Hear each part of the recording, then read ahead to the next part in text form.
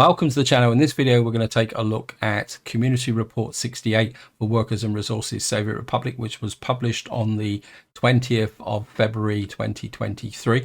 Now, apologies in advance for the quality of the pictures and my reading, because as you can see, we are actually looking at the Steam page. The reason for that is that the Workers and Resources Soviet Republic website has been taken down due to the ongoing legal issues. And this is an example of how small companies like 3 Division can be disrupted by a challenge which may or may not be legitimate. I don't know enough about it, but at the same time, it's very destructive.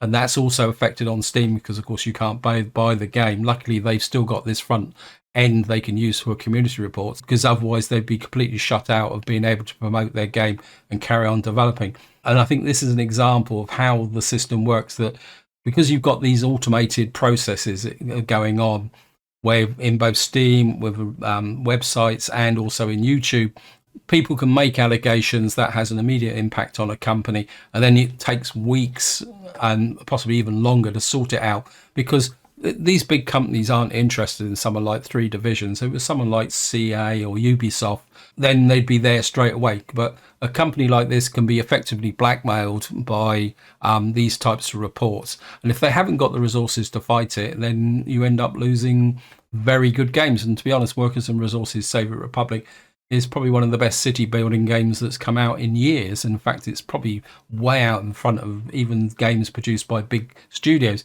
And this is one of the annoying things with the current situation, but it's just the sign of the times that we are living in. Anyway, guys, I'm just going to get into the report, and as I say, apologies for any stuttering, because I'm not very good at reading white text on a black background. So let's just get into the first paragraph. It says, "Greetings, dear comrades of the Soviet Republic. Even if we are going through through tough times while developing the game, we decided we can bring you some news about the work we've done recently in the game. Currently, we do not have any news about the takedown issue. We will keep you informed, but as you can see in the previous special report, the game has been taken down from Steam store due to the DMCA takedown notice in relation to the realistic mode we added to the game.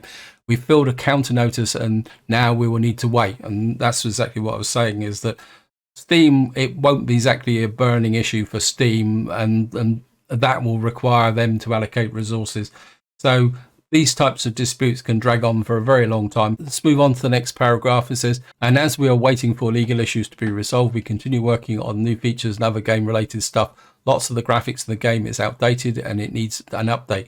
Most urgent ones, in our opinion, are the small grocery shop, small store, pub, and brick building. We decided to replace them by making proper details and level of detail meshes for them to save performance while they are being used." So what we got now is a series of pictures. Again, apologies, I can't really enlarge the pictures. And I think the top one is an example of brick buildings. I think this is the new store. You can see we've got a little bit of a sign above it. And then, of course, we've got a picture of the buildings at night with the lighting on. If you are already using these buildings, they will be just replaced after the update, and you will see them in their new form. So again, moving down, we just got, I think it's just another picture of the store with the Lenin statue next to it. So it looks it looks pretty good, actually. I quite like that. In fact, though, I'm quite impressed, and it's good to see that the devs are modernizing the game, because, of course, some of the models, as they've said, are from when the game was first released, which was some time ago.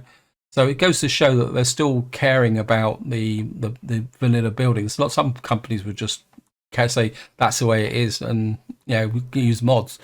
So we'll just move down to the next one. It says, "Another reason for this step is that we're working on researches for the upcoming update, and residential buildings from prefab panels will be locked behind research.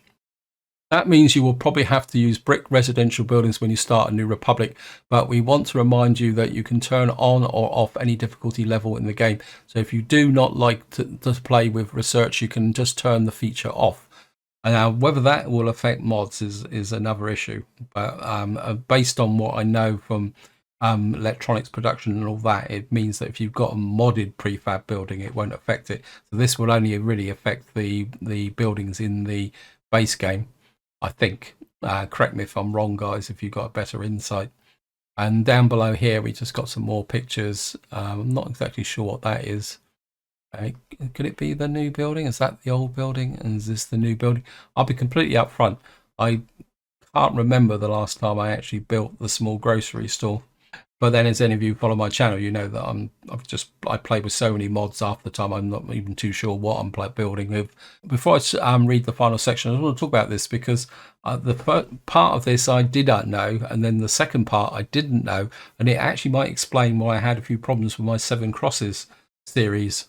So I'm just going to read you what the devs are saying. It says, then we have some useful information for you that somehow went under the radar about the already existing mechanics. As not every player has a longer term Republic developed. Many of them did not even notice why electronics became a major complication for your economy over time. When we did an update to make electronics production more challenging, we made a couple of changes, and one of them you may know, that is that the consumption of electronics growing gradually until the year 2000 is simply 30% higher after the year 2000 than it was in 1960. Now, I was aware of that. So moving on, it says we added another change which we forgot to introduce. There is a mechanic which makes the production of electronics and electronic components more expensive over time.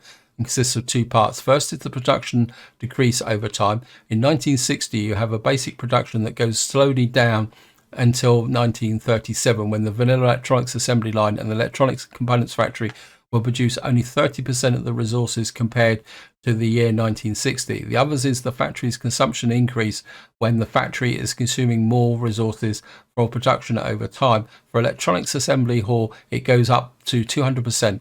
In 2060, and for electronics components factory, it goes up to 170% in the year 2030 compared to the year 1960. But these values apply to vanilla buildings because modders can define the values of their factories in the ini file. That's the thing I was not aware of, and it might explain because in my Seven Crosses series I used a mixture of vanilla electronics and electro component production and modded ones. Over time, I started to note an inconsistency that was starting to give me problems. So I'm just going to move down and read the next bit. It says, what does this mean? If the electronics assembly hall is producing 4.5 tons of electronics in the year 1960, it will produce only 1.35 tons of electronics in the year 2037 per workday at a maximum utilization. On the other hand, if it needs 1.5 tons of electronics components or other resources to produce that in 1960, then it will require 3 tons of electronics components in the year 2060. And this makes electronics more valuable and difficult to produce, somewhat simulating the technological advances. Another thing is that this is the main reason why the price of electronics goes up so much over the decades, and you may consider to invest a lot more into production of the valuable resource, especially if you're playing your Republic to continue over an in-game centuries. You may also consider using electronics as low volume and high value reserve resource. It is not susceptible to inflation as money for rainy days because the game can surprise you whenever you keep expanding. And this is the beauty of it, that you are making it more complex and challenging to play. You're not kidding. So that explains the inconsistency. It also means that when you're planning electronics productions, you're really going to need to think in and producing an overproduction, and then watch very carefully if you're exporting electronics, because you could get to a point with a large economy where you just can't produce enough to support an export market. That's something I do need to consider because I do like to build very large economies.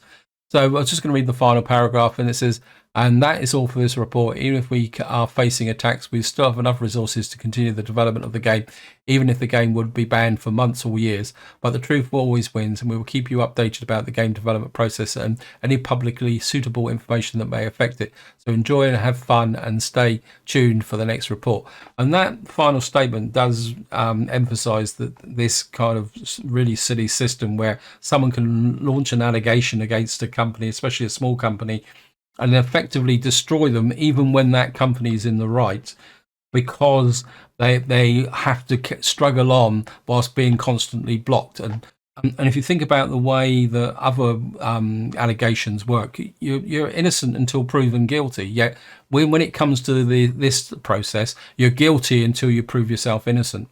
And to me, that's one of the really annoying things of this system. Because so if somebody launches a DMC report, that should not have any effect until such time as that argument has been proven. The system now is just so arbitrary and can be so destructive. And there have been cases where developers have been effectively driven out of business and the game's disappeared simply because of malicious attacks. Not that I'm saying that this is actually a malicious attack. I don't know the ins and outs of it. Anyway, guys, this is where I'm going to leave it. Hope you enjoyed the video. Hope you found it interesting. And until next time, whatever you do, enjoy your gaming.